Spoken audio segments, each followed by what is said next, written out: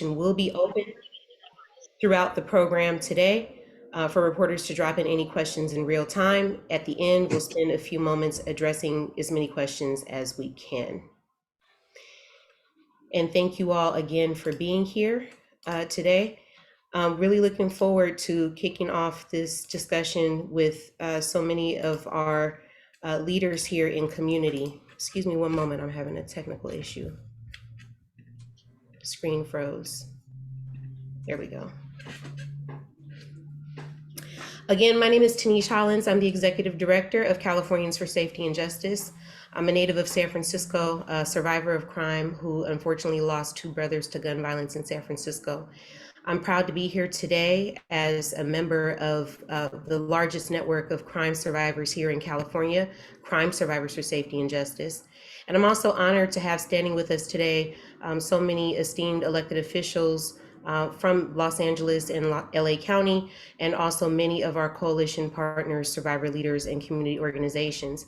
We're honored to have with us Supervisor Holly Mitchell, Esther Lim from the Office of Supervisor Hilda Solis, Councilmember Curran Price, Councilmember Marquise Harris Dawson, Assemblymember Isaac Bryan, Dr. Barbara Ferrer, Roxana Chicas from Champions in Service, Carla Martinez, who is here on behalf of Laura, and Patty Giggins from Peace Over Violence. I also want to thank several of our community coalition partners, including the Community Coalition, LA Voice, Urban Peace Institute, Long Beach Coalition for Safety and Justice, and Live Free California. Thank you all for being here with us today. We are here because the issue of public safety is a critical one, and it's one that concerns us all. And how we address public safety matters. Many of our communities are experiencing an uptick in crime. In fact, the city of Los Angeles recorded just last month 47 homicides. This is a horrible reality that highlights the failure of many of our systems. Those failures have been further highlighted by COVID's impact on our economy, our health systems, and all the other systems that impact our daily lives. With this uptick in violence, it's disturbing to many of us, but it's especially concerning to victims and survivors of crime. Survivors, particularly survivors in color from impacted communities, are way too familiar with the issues of trauma, crisis, and the immediate need for help that's associated with violence and crime. Unfortunately, too many survivors don't get the help they need, and statistics show that survivors of color, particularly Black, Brown, and Asian survivors, rarely get access to victims' compensation and other resources they need to heal. These resources have historically been underfunded in our communities. Eligibility restrictions keep too many of survivors of crime from getting access to the help they need. And too often, our voices are left out of the conversation about what the priorities should be for public safety and what access to healing and help we need in our communities. Adding to this injury, there are many voices right now that are working tirelessly to prioritize, or politicize this issue of public safety and claiming to represent the interests of victims and survivors. Instead of using these resources to help victims and families and communities that are suffering, they're spending millions of dollars on political campaigns and advocating for policies that would undermine what many survivors and California voters have said they want to see addressed. What they want is prevention, resources to address the root causes of crime. To be clear, a recent statewide survey of likely voters revealed that they understand clearly that the main drivers of crime are mental illness, homelessness, and the rapid increase of cost of living. Punishment through long prison sentences have proven not to be effective. It's often overlooked that a lot of this advocacy work and the tough on crime strategies did not make our communities safer. In fact, they created more barriers and contributed to the cycle of crime in our communities. Of the billions of dollars that have been invested in policing, jails, and prisons, less than 1% of those dollars have benefited crime survivors in California. What victims and survivors want more than anything is to not be harmed in their communities and to have no one else experience what they experienced. This can't happen unless we directly invest in things like trauma recovery, mental health, substance abuse treatment, and community-based approaches to public safety. All victims and survivors deserve to be heard. They deserve to define justice and to receive support. but the current criminal justice system is a one-size-fits-none and has failed to meet our needs. It's critical that survivors of crime get the assistance that they need to heal from trauma when they need it the most, and that is immediately after they experience a harm. Today, I'm excited and proud to be standing with some of the most dedicated survivor leaders, community coalitions, and community-oriented elected officials to call for both the city and the county of Los Angeles to prioritize investing American Rescue Plan dollars into direct cash assistance for survivors and victims who have immediate needs. We're also announcing that Crime Survivors for Safety and Justice directly funded 2 organizations in Los Angeles, Lauda and Champions in Service, as part of the statewide campaign called We Are Survivors, where we've distributed $100,000 of subgrants and awards to 8 survivor-led organizations here in California. These organizations can use these flexible funds to help survivors with any needs they identify. They can serve direct victims, family members, and others who may be stabilized as a result of crime or violence in their community. This campaign was conceived because we wanted to make sure that survivors from Black, Brown, and other marginalized communities were seen, heard, and acknowledged as victims deserving of support. We made cash resources available because we want folks to know that helping victims and survivors in a moment of crisis is a public safety strategy. Giving survivors the resources and the ability to relocate, bury a loved one, or meet an emergency need can literally save lives or prevent more crime from happening. We also know that survivors feel most supported when they are in community with others who understand their situation and can be directly responsive to their needs. The City and County of Los Angeles has committed to bold and substantial reinvestments in our vulnerable communities to begin addressing all of the inequities and systemic inequalities that have really laid bare during this pandemic. It's critical that the upcoming AB 109 and American Rescue Plan budget and program decisions that are coming in September and October really do reflect these survivor priorities and needs. I'm going to hand it over right now to one of our grantees in Los Angeles, Champions in Service. We'll hear from Roxana Chicas. Hello, everyone. I will be speaking both in English and Spanish, just to give you a heads up. So as Tanish said, thank you, Tanish, for the introduction. I've had the honor and the privilege to work with Champions in Service for about 8 years now, as a survivor myself of various crimes of which I was unaware that I was a victim of and now a survivor. I am a refugee immigrant of El Salvador who came here during the Civil War and was granted naturalized citizenship thanks to the United States immigration system. Many of our folks don't have that opportunity. What we do at Champions in Service is give our community access to different resources that most of the time they don't know that that's out there, one of which victims of crime. When they're going through that situation, the last thing that comes to mind is, one of the things that if it's to bury a loved one, how are we going to bury that loved one? Oftentimes they just run to family members and try to collect money, do fundraisers. But, where Champions in Service steps in is, we're here to support you. We're here to walk you through the path. We're here to give you that reassurance that you don't have to do this alone.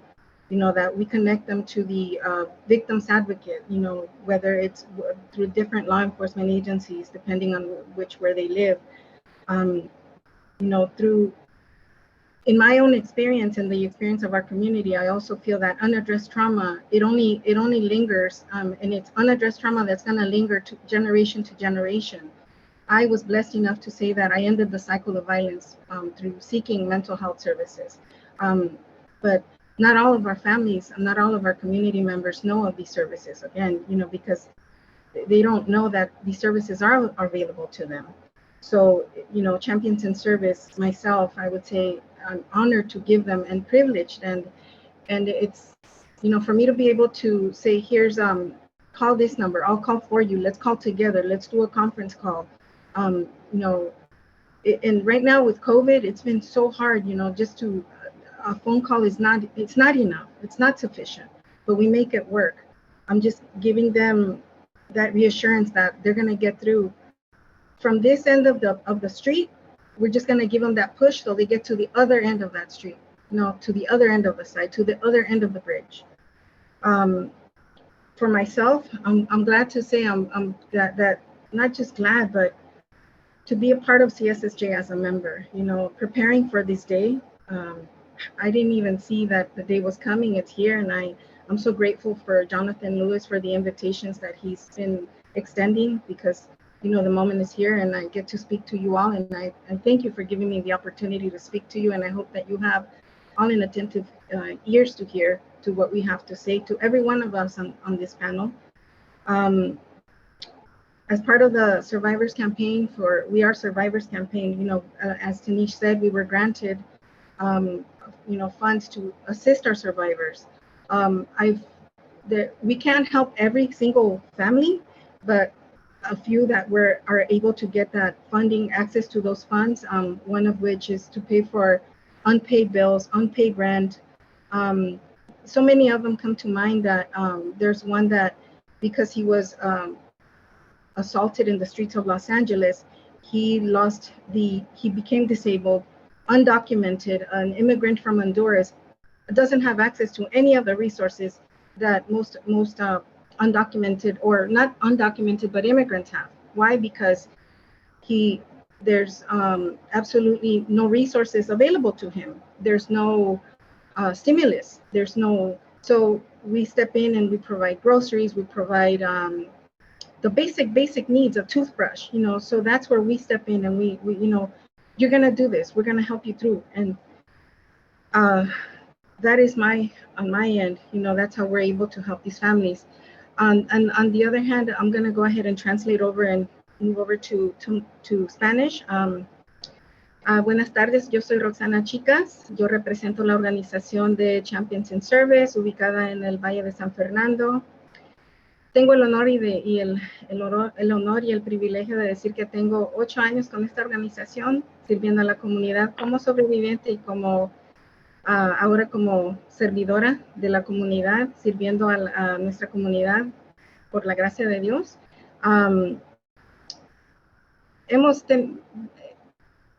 Como experiencia propia sabemos de que cuando el trauma no es tratado desde un principio, desde la niñez, va a ser un trauma que va a ser de generación a generación.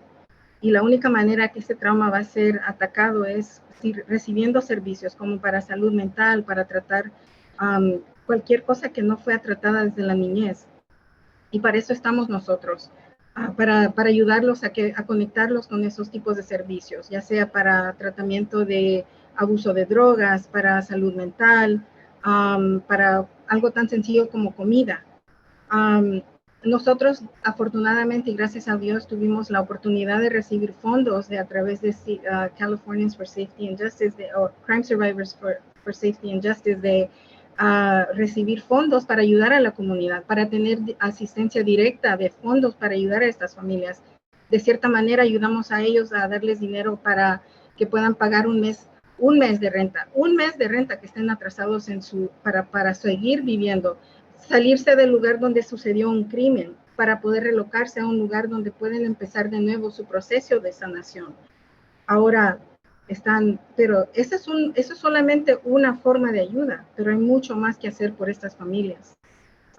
Y otro también que pudimos asistir es porque fue víctima y ahora sobreviviente fue asaltado en las calles de Los Ángeles. Este señor le pudimos ofrecer apoyo también para que él pueda seguir en su jornada, ¿no?, de sanación. Un inmigrante de Honduras ahora tiene acceso. Es una bendición y a la vez una maldición de que fue atacado, porque ahora tuvo acceso a los beneficios de víctimas de crimen, siendo una persona indocumentada. Ahora, para eso estamos. Y le doy gracias a todos ustedes por estar aquí conmigo, por escuchar, por tener ese oído atento para escuchar mis palabras y las demás de los que estamos presentes. Le doy gracias a todos ustedes que están bajo el medio y mis colegas acá que estamos, y a todos los asambleístas y todas las personas que están. Gracias a todos. Y le paso ahora el momento creo que es de parte de la organización Laura. Gracias.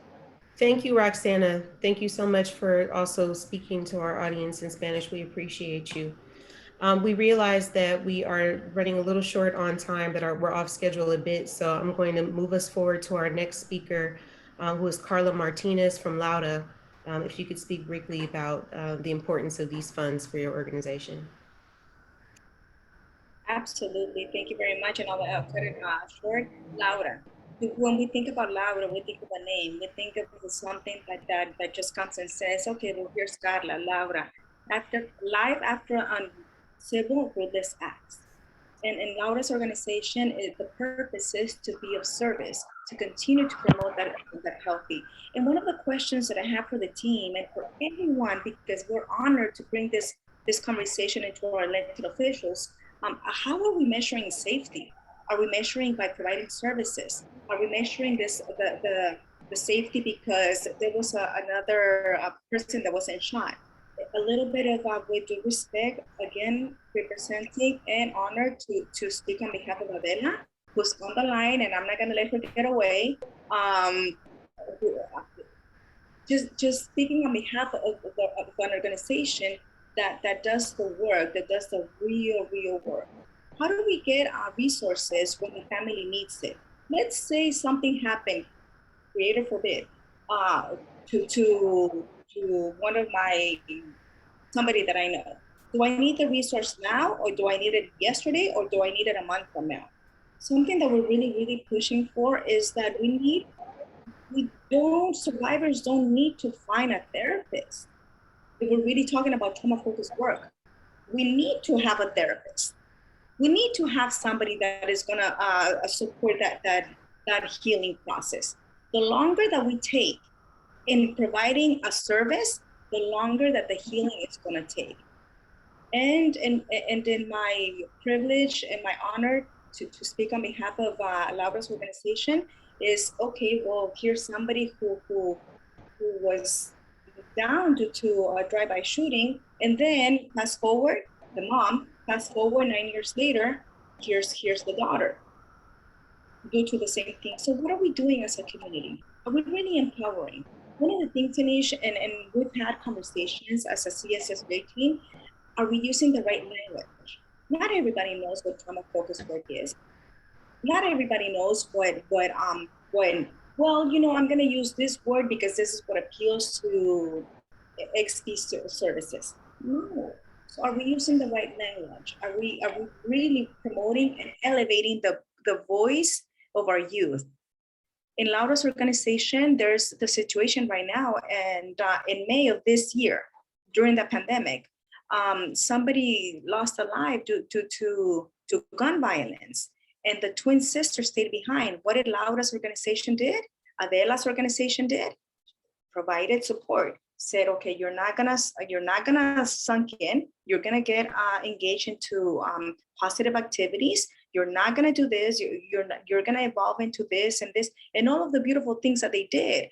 Yet, do we have the resources? Is there a way that we can just have access to those resources? On behalf of a community member, of a supporter of our organization, Laura, her organization, Adela's organization, that I have most trust in, because what she says she's going to do, she follows through. And I think we need just a little bit of that. If we can just have some resources to tap into when the emergency happens. Adela, you're here. Anything that you want to add that I missed? She's muted. Unmute yourself. All right. Yeah, in the interest of time, we're going to keep moving forward. Carla, thank you so much for speaking on behalf of Lauda, and Adela is available for comment if the press would like to speak to Adela, who is the director of Lauda. We appreciate you for being here and for all the work that you're doing in the community. I'm going to hand it over to Supervisor Holly Mitchell now. Supervisor Mitchell, thank you so much for being here with us today. Thank you very much, and I appreciate you having me. I see a lot of people who are here going to speak, so I'm not going to be long. You know, I was struck July 27th when I had the pleasure of joining with Supervisor Hilda Solis to bring forward a motion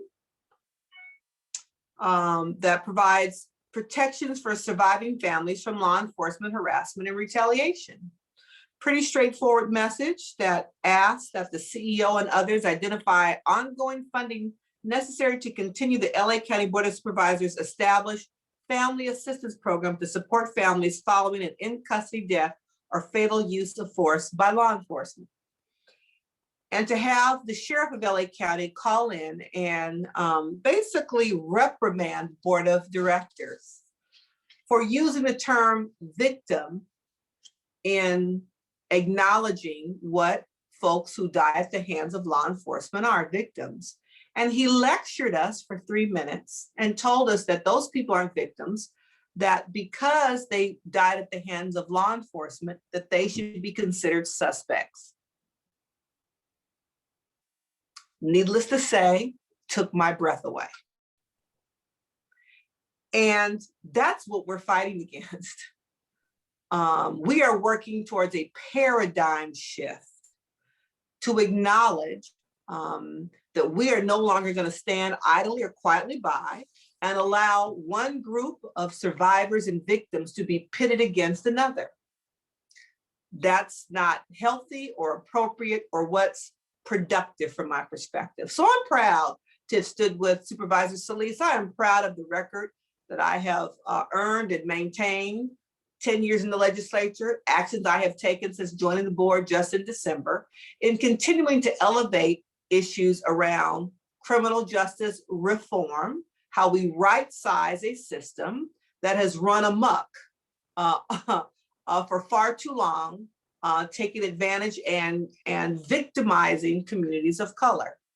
So I'm proud to stand with you, Ms. Hollins, in the work that you are doing, to acknowledge that all of these systems must treat all victims equally and fairly. I know that the Crime Victims Fund at the state level has had histories of being too complicated. It takes too long, it's too complex. I'm proud of my former colleague, Senator Connie Leyva, in the bill she's introduced to really attempt to streamline and expedite the process. And know that I will continue to stand with Supervisor Solis and others on the board in doing all we can to acknowledge all victims of crime, to hold law enforcement accountable in uses of excess force, in instances of harassment, et cetera, and do all that we can to support the oversight entities, the commissions, the Inspector General in doing a transparent, fair, equitable job around their policing of the police. I'm glad to be here with you today and support your work. Thank you. Thank you, Supervisor Mitchell, and thank you for uplifting so many in our community who are often left out of this conversation as victims, who don't get the empathy or support. And many times the sanctions that victims have get passed on to family members into community. And we're really trying to make the connection between how addressing victimization, regardless of what the circumstances were, actually helps heal and prevent crime in our communities. And we cannot do that with the old approach that has gone on. So we are proud of the work with SB 299 and all the legislation that's moving forward. But we thank you for your leadership and Supervisor Solis in standing with us and making sure that all victims get acknowledged and served the way they deserve to. I'm going to pass it on now to Councilmember Curran Price. We appreciate you so much for being here. Thank you. Thank you, Tanisha. I appreciate the invitation. And let me just take a minute to acknowledge everybody who's really on this call, who's working hard to change the narrative that was referred to so eloquently by our supervisor, the narrative for survivors. And that has to be the new language. I'm proud to join with our supervisor, with my colleague, Marquise Harris-Dawson, and with Senator Bryant. But I'm especially honored to acknowledge the victim advocacy groups, those of you that are participating, and local leaders like Adela Barras from Laura in CD9. We certainly appreciate her efforts, but also a special shout out to Champions in Service. And that really says it all. Again, these organizations meet survivors on their worst days and attempt to help them get to better ones. And so let me just again give you a shout out again for the work that you do, because it's important, it's valued, and it is appreciated and always needed. Seeing an upward trend of violence in our city is no coincidence. I think it's an unfortunate byproduct compounded by years of neglect at the hands of a system that did a better job at ignoring the problems than solving them. We need to support community-based survivor advocacy groups and stress the importance of providing direct assistance to vulnerable populations in need so they can continue to do the good work that they're doing in our communities. Our neighbors are suffering in more ways than one, and that certainly includes this global pandemic that we are in the middle of. But when the stress reaches a breaking point, far too many folks become victims of a terrible, terrible circumstance. We need to be invested in the lives of those individuals by providing the resources directly into the hands of the victims of gun violence, sexual assault, domestic violence, who many times have to flee their homes with just the shirts on the back and toys in the car. It's our duty to be there for our survivors and to listen to survivors and give survivors the resources to heal. I've learned that once that occurs, we will see a direct positive impact on the overall wellness of our communities. At least I hope we will. We've yet to do it, but I think we have to start. Survivors of crime in communities most impacted by violence every day, have to feel that our public safety system has failed us, and we got to figure out how we can achieve real safety. The majority of survivors of violent crimes believe that a justice system that simply responds to crime after it's already occurred doesn't really work, because it does nothing to prevent the harm from occurring in the first place. The American Rescue Plan that's being considered by the city and county gives us all in Los Angeles, I think, an opportunity to right the wrongs that the system has created, so that they can learn, so we can learn to trust once more and respond directly to needs that survivors desperately have. So I'm proud to be a part of this movement and to join in these efforts. And again, it embraces the needs of our most vulnerable. It gives voice and a fighting chance to all survivors. Count me in, I'm with you all the way. We can succeed. Thank you. Thank you so much, Council Member, and I especially appreciate you uplifting the importance of getting these resources directly into the hands of survivors. You illustrated so many situations that unfortunately too many victims find themselves in, just having to flee in the moment and not having the time to wait to get help. And that's what we hope these resources will be able to do through our We Are Survivors campaign with our grantees down in LA and across the state. And we want to continue that work and continue that advocacy with you to make sure that these resources stay in place so we can continue that work of healing our communities. Thank you so much for being here with us today. And now we will hear from Council Member Marquise Harris Dawson. Thank you so much, Council Member, for being here with us.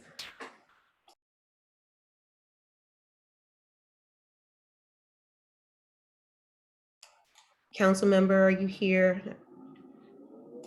We can come back if you are not available yet. Oh. There you are. Thank you so much for being Yeah. here. All right. I'm at that age where I have to figure out how to unmute myself.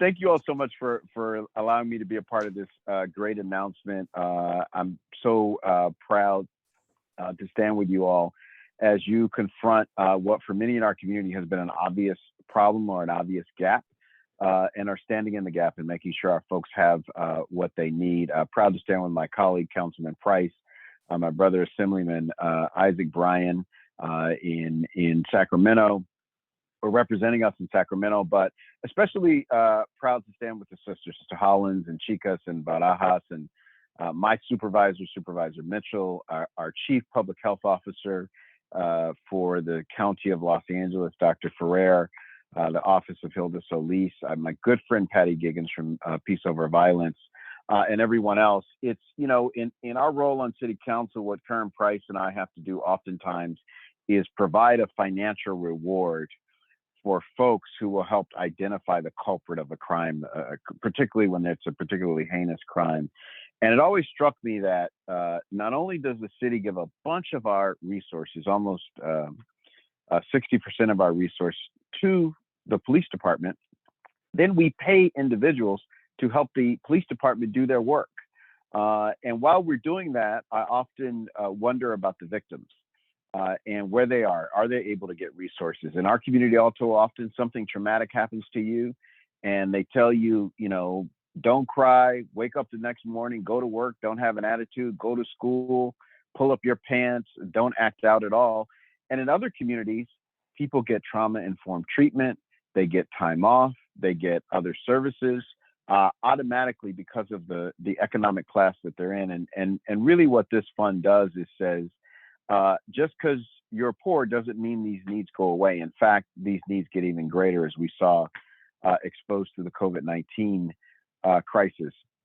So I'm happy to stand with Councilman Price in demanding that the city put resources in this program, but also to all the activists and all the folks who work day to day with folks who are victims of crime and violence in our neighborhoods and our communities, stepping up to make sure they're a part of something that makes sure their basic needs are met and that they can heal, as folks do in the healing circle that we work with Community Coalition and so many other groups on, that folks can heal, move on, and be a part of the transformation of our neighborhoods. Thank you all so much. Thank you so much, Council Member. I appreciate what you shared, and this is the work that we're all involved in. We've got to continue making sure these resources are available for our folks to heal and holding folks accountable for not re-traumatizing and re-victimizing survivors in the process. You know, I think I mentioned earlier that our current criminal legal system is a one-size-fits-none. And even when folks do go through the process, many survivors are still left hanging with not getting the healing and closure and support that they need, especially to address their immediate needs. So thank you for standing with us. I also want to thank Assemblymember Isaac Bryan for being here. Assemblymember, we'd love to hear from you. Well, thank you for having me, and thank you for all the work that you all do. Calls from CSSJ for more resources for survivors and in our communities is the exact approach we need. I always find it funny that we talk about the increase in violence when it starts to show in gun violence, but we don't talk about the rise in systemic violence, right? That pushed Black businesses out of their shops faster, that pushed Black families out of their homes disproportionately, that killed Black folks due to a lack of public health infrastructure that wasn't ready for this global pandemic. We don't talk about the rise of that systemic violence that predated the rise in gun violence. There's an increase in poverty. And this systemic violence, the reaction that we have to it has always been to double down in what results in violent systems. Instead of investing in the restorative community-based models and approaches and organizations that have been doing this work for decades. And so I love that we're having this call in this meeting, in this conversation, to make those resources be known and invest them in the ways that we know restore our communities, heal us. And it's important for us to do that at all levels of government.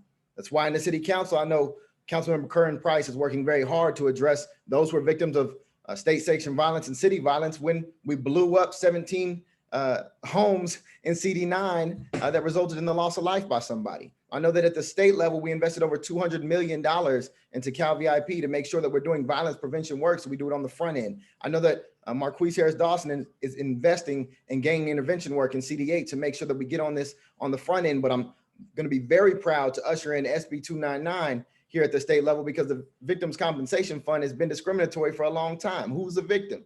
You can be a woman who's incarcerated, who's been victimized by corrections officers and still been unable to claim compensation. You can be somebody who's disproportionately tethered to community supervision systems of parole and probation and be unable to access Victims Compensation Fund resources at the state level. We have to change that. And so I'm proud of everybody on this call who's fighting to make those changes to make those investments in our community. We can't solve issues of violence by investing in violent systems. We have to invest in care and opportunity.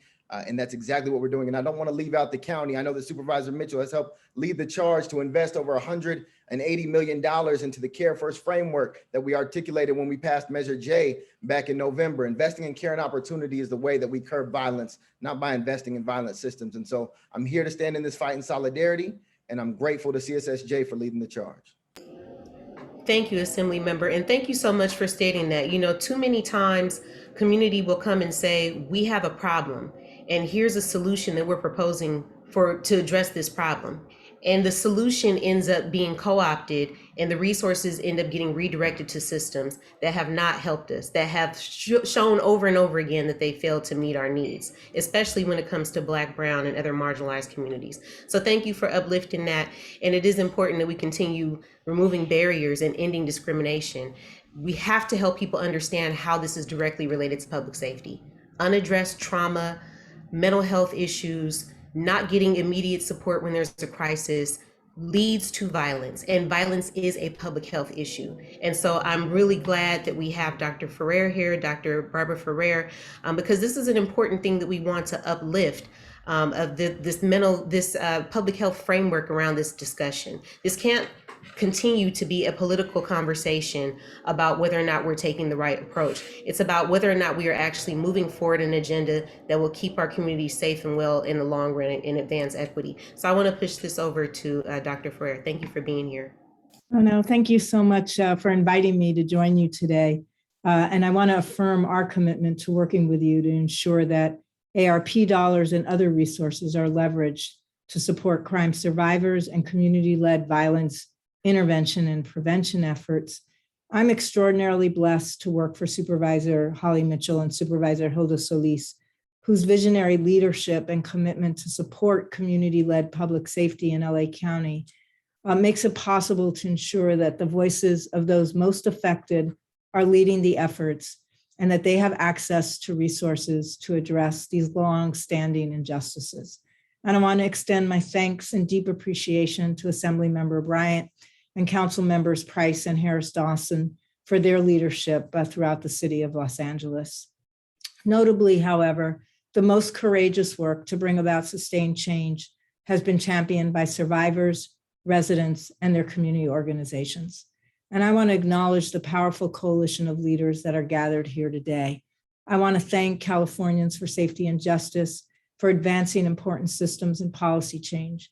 And I want to express my gratitude to Lauda, Urban Peace Institute, Community Coalition, Champions in Service, LA Voice, Peace Over Violence, Live Free California, and all the other builders of peace. It's an honor to be here today to support a collective vision to advance these community-driven public safety solutions, especially during this most challenging time. With the devastation of COVID-19, communities of color and under-resourced communities have experienced a disproportionate burden of illness, chronic stress, and financial hardship. The pandemic has made all too clear the deep injustices rooted in systemic racism that have hit our hardest hit communities who have long endured this disinvestment. To undo decades of this deliberate disinvestment, investing in community-based organizations and leaders is going to be critical. And this includes supporting community efforts to bring about change by enabling those closest to the violence, both survivors and residents, to develop and implement the solutions. By centering the voices and the power of survivors and linking to those with lived experience, an accurate narrative emerges that reveals both the causes and the solutions to violence. And this is the public health framework. We're grateful that the supervisors allocated recently $20 million of ARP funds so that we can fund community-based organizations to implement crisis response. Also, with these funds, we're also going to be able to invest in community solutions for disrupting violence and for promoting healing. This investment presents an important opportunity for us to transform our systems using survivor-centered, community-driven strategies. And that's the only way we're going to actually be able to build a shared safety approach. It's only by respecting and advancing the expertise and the assets of people in our local communities and our residents that we're going to be able to advance equity and begin to break the cycle of tremendous harm that's been caused by historical oppression, systemic racism, and systemic violence. My hope is that these efforts play a role in building a future where children, youth, families of all communities are thriving, and where everyone, all peoples, have the resources and opportunities to shape their own destinies. Thank you. Thank you, Dr. Ferrer. Appreciate you being here and standing with us and all the work that you're doing to continue advancing equity and dealing with this issue of violence in our communities, but also serving our survivors. I want to hand it over to Esther Lim, who is here on behalf of Supervisor Hilda Solis, who has been another champion and partner in advancing equity, addressing the needs of all communities, and specifically for communities of color in LA County. Thank you, Esther, for being here. Thank you so much. Good afternoon, everyone. My name is Esther Lim, and I serve as Justice Deputy for the Chair of the LA County Board of Supervisors, Hilda Solis.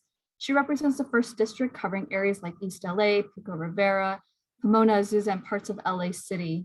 I want to first off say thank you to the Californians for Safety and Justice for inviting Supervisor Solis to this press room to talk about the importance of uplifting the needs of the survivors of crime and harm. Unfortunately, she was not able to be here with you today. However, she has provided the following remarks of support, which I will read now. As mentioned, the impact of COVID-19 is still being felt as we continue to grapple with the very contagious Delta variant. This pandemic has shed light on an ongoing, decades-long issue that shows how much support our under-resourced communities need and require to survive and thrive. Though the numbers are still at historic lows, we have seen an increase in violence in our communities. CSJ continues to lead the conversations and takes actions to ensure that the way we keep our communities safe and healthy is through investing directly into our communities to ensure residents can equitably access affordable housing, jobs with livable wages, quality and affordable education, mental and medical care. We try to address violence in our communities through heavy enforcement and surveillance. However, it just created a level of mass incarceration that surpasses every country in the world. It also unfairly targeted our communities of color, resulting in families being separated, people being placed behind bars for being poor, and systems and system agents that criminalize homelessness, mental illness, chronic medical issues, and substance use dependencies. In my role as supervisor representing a district that is largely Latinx, I have and will continue to advocate for funds to go directly to our communities, as evidenced by my leadership and support for Measure J, now known as Care First Community Investment Fund, that has shifted $188 million to support alternatives to incarceration and direct community investment. Gang violence prevention and intervention through my discretionary funds, but also moving $5 million of Measure B funds and $20 million of American Rescue Plan funds to support the work of the Office of Violence Prevention for the Department of Public Health.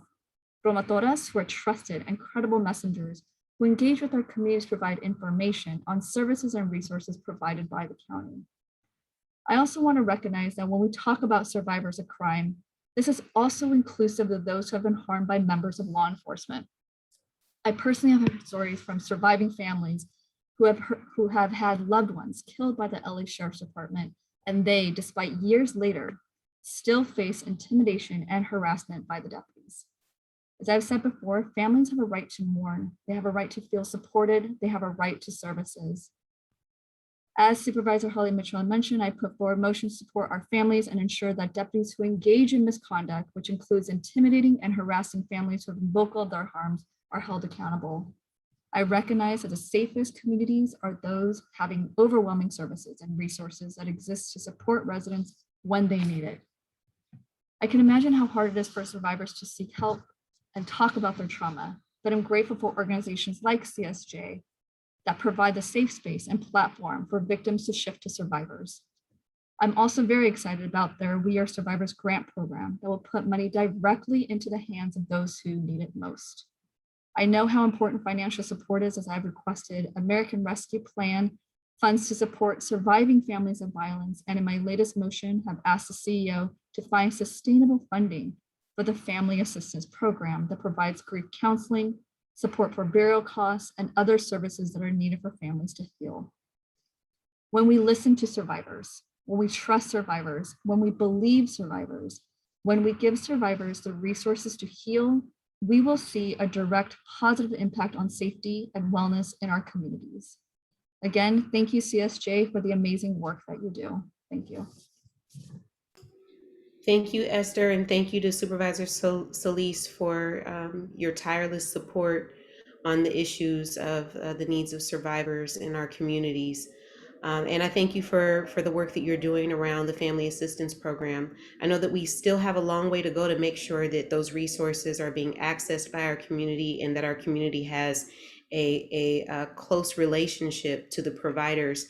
And that's one of the reasons why we were so excited to support this initiative, the We Are Survivors campaign, because it is critical that the resources be placed into the hands of the folks who have the relationship with our community, that those resources are culturally competent, that they're being accessed with no barriers, and that we continue to center our survivors and create new ways for them to heal. One of our partners in doing that for a very long time is Peace Over Violence. And so we are excited to have Patty Giggins here. Thank you, Patty, for always standing on behalf of survivors and all the work that you're doing across the country and down in LA. So I'll hand it over to you.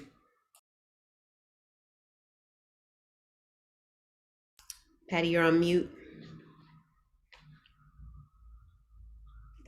Thank you so much, Tanish, and for inviting me. And I feel blessed to be in this room today with these amazing leaders who are so courageous in really tackling the really tough issues that are confronting so many levels of our society, in particular, how it lands on survivors. Peace Over Violence is, we're in our 50th year now. We were the first sexual and domestic violence agency in the country, started right here in LA City, LA County.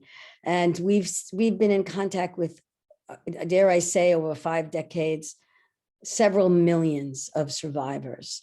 And what has been going on in this most recent history of this pandemic has been such an illumination, such a learning. We continue to learn where the gaps are, where the missteps are, where the needs are, where the injustices are.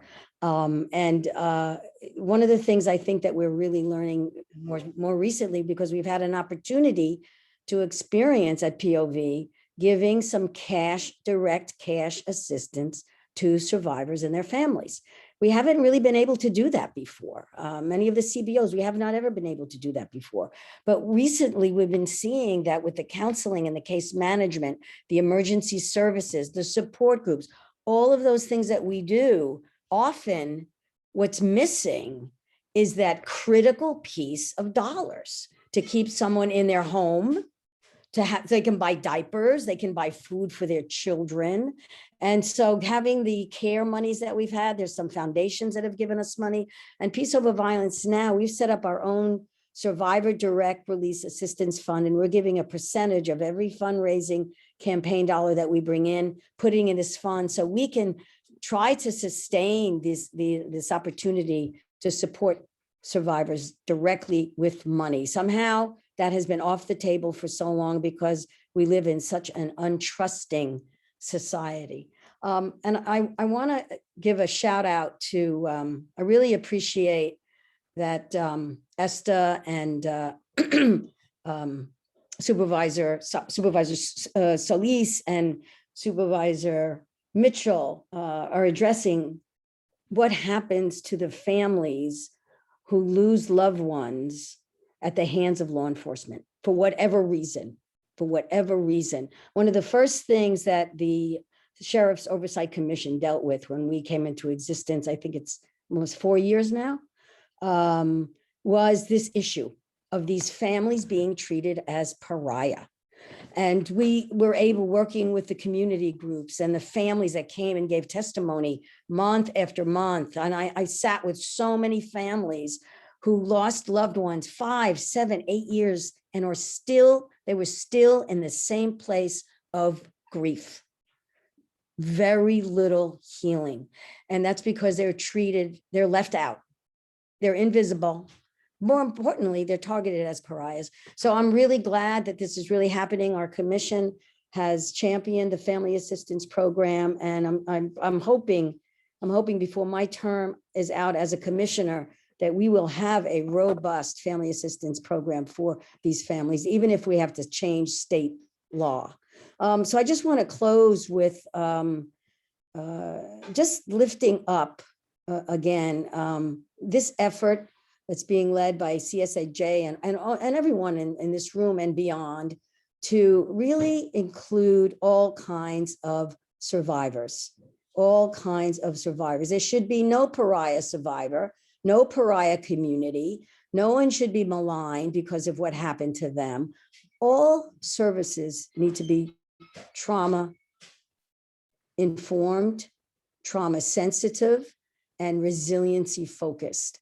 And that means every system that we all work in, that we all live in, that we all champion, that our job is to really be what I like to say with my sister Tanish, we need to be evolutionary revolutionaries. It's not going to happen overnight, but we have to keep at it until we make this transformation. And so I just hope we keep meeting like this, that we keep influencing and keep growing the voices of people who really want us all to live in a society where well-being and safety are prominent. Thank you so much, Patty. Thank you for being here, and again, for always being a partner in this work and serving and healing our communities and also fighting for change. And again, a huge thanks to all of our partners, our coalition partners that have joined us, that continue to stand on the front lines and work within LA City and LA County to continue moving this work forward and make sure that the resources that come to our cities and to our county actually get to the people who need the most help in our communities and get directly to them.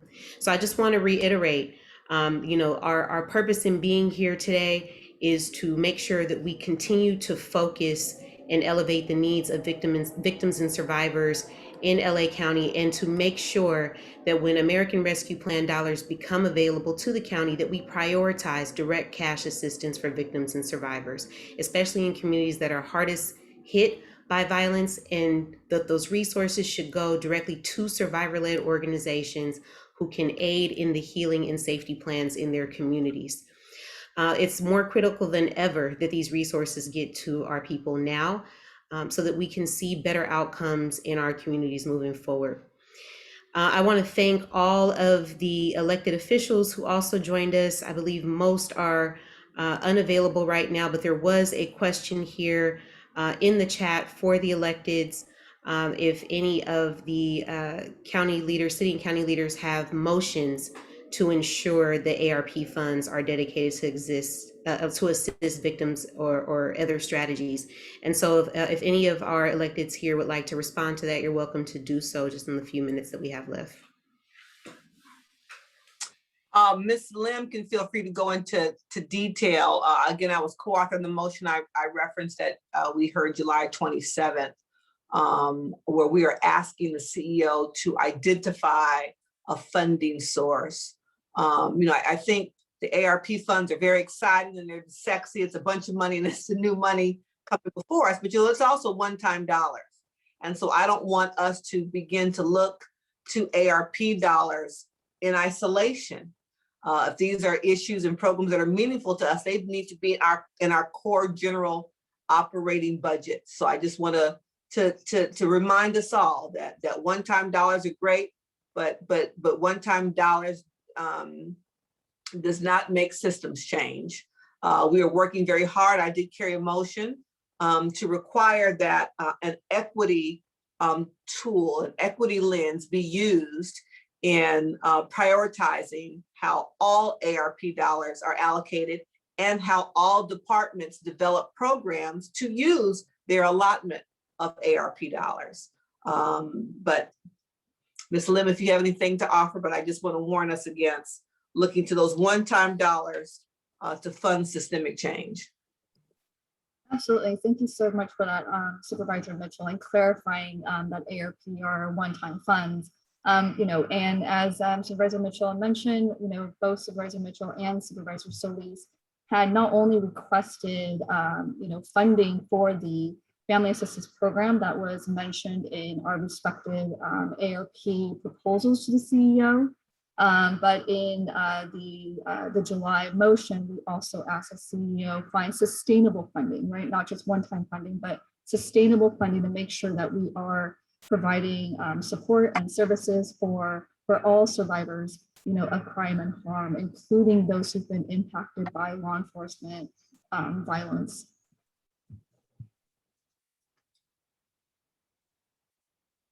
Thank you. Thank you for responding to that question.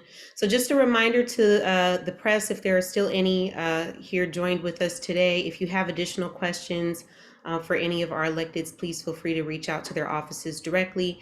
If you have questions for our grantees or any of our other partners here, please feel free to reach out to Will Matthews. His contact info is in the chat here. I want to thank everyone who joined us on Facebook Live or YouTube, and everyone, press folks and others who joined us here today for this press conference. We're concluding now, and I hope you all have a good rest of your day. Thank you.